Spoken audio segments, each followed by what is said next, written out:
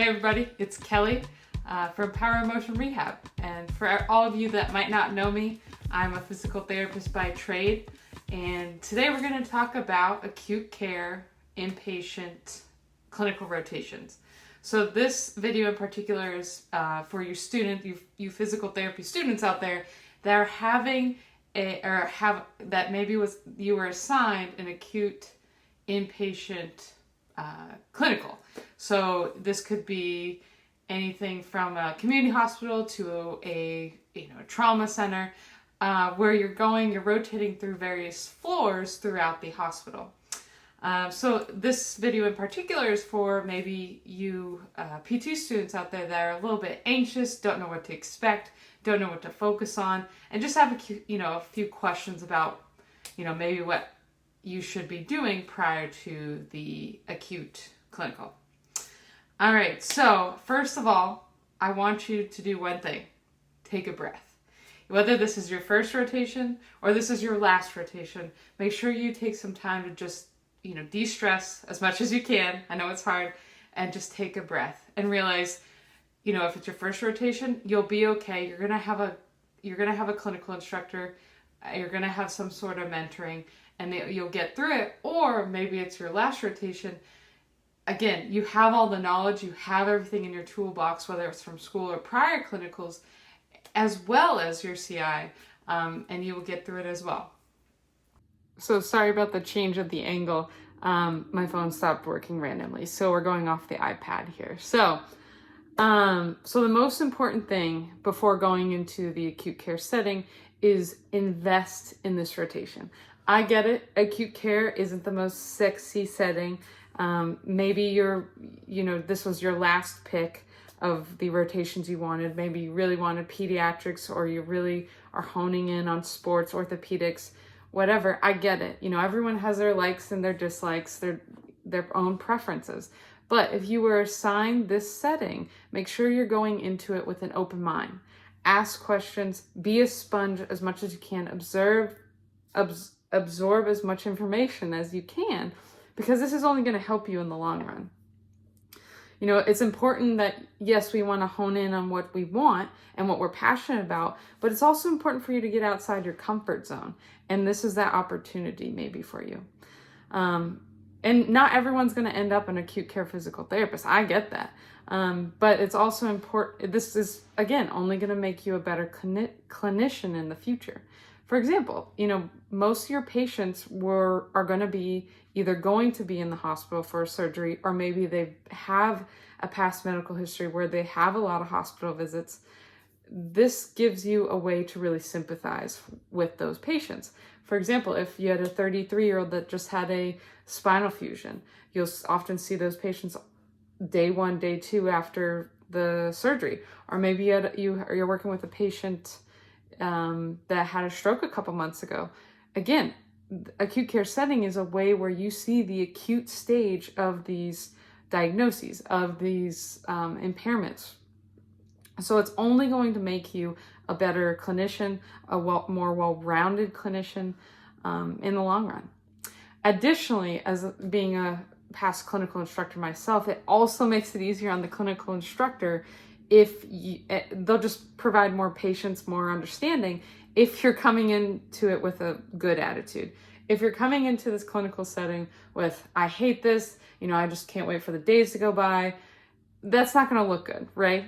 So make sure that you take this opportunity to learn as much as you can, and it will make it a much more enjoyable time, those weeks or months, for you, your CI, and also your patients.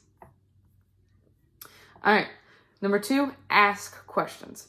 Ask as many as you can, really, because like we've all heard, there's no such thing as a silly question. There's no such thing as a stupid question.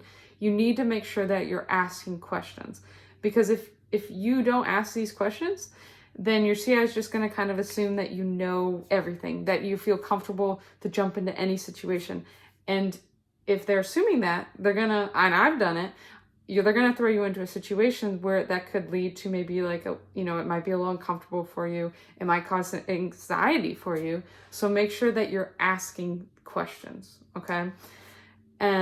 On the other side of things, if you do ask these questions, make sure you write them down or learn something from those questions, because we want you to learn from these questions, but we also want you to learn from your experience. We want you to learn from your mistakes, because yeah, it's great to ask questions, but if you're asking the same questions over and over again, or if you're doing the same thing that maybe isn't the best way, then that's not showing growth. And we want you to, whether it's you're a clinician or whether you're a student, we want to see growth over the period of time.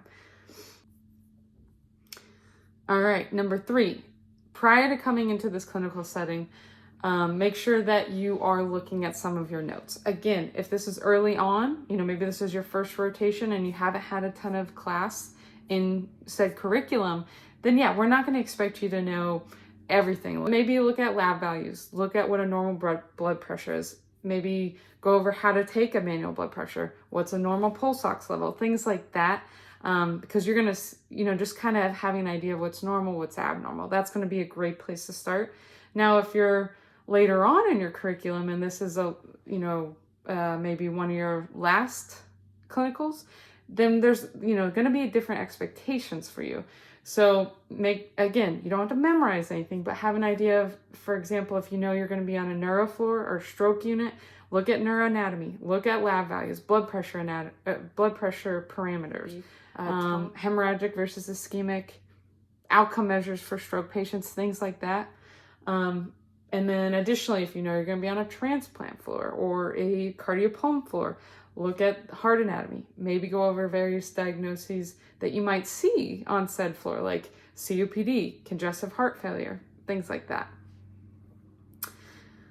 And then number 4, this kind of goes hand in hand with the third point about, looking at your previous notes from class.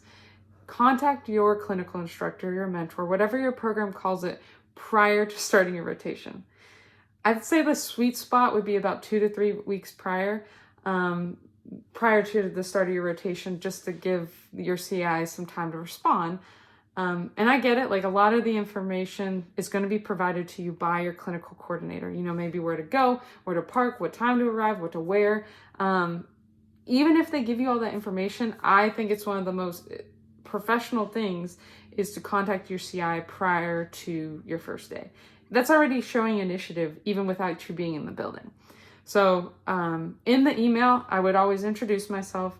I'd say what year I am, maybe kind of what I'm interested in. And then I'll ask questions, in particular what floors we'll be working on if my CI knows, as well as if there's anything in their opinion that I can do to prepare myself for that rotation with them. They might say, look at lab values. They might say, oh, don't worry about it. They might say, go over your, how to do an evaluation, kind of a subjective history, things like that. Again, this is just showing your CI that you're showing initiative, right? That you're already, without even coming to the building, having a good first impression. And so overall, for the acute care setting, it can be intimidating. It can be really intimidating, especially if you're in ICUs or you've never been around, been in a hospital or been around a hospital. It can be very intimidating. It can be overwhelming. But most important thing is breathe, ask questions, and go in with an open mind, no matter what, your preferences are. Because that, if you're showing that you're interested, if you're showing that you're taking some initiative and you're willing to try, that's going to get you a good grade in this clinical rotation. Not that even really matters. Plus, it's just going to make you a more well-rounded future clinician, years to come, or maybe a couple months to come. It's just going to be better if you go in with an open mind. All right. Well, thanks for stopping by. Sorry for the confusion with the different camera angles here. And I hope this helps some physical therapy students out there and just kind of answers some questions or kind of just, decreases some anxieties you might have. I'm always here. So if you want to ask any questions below, I'll try to answer those. And I appreciate your time, and thanks for stopping by, guys. All right. Bye.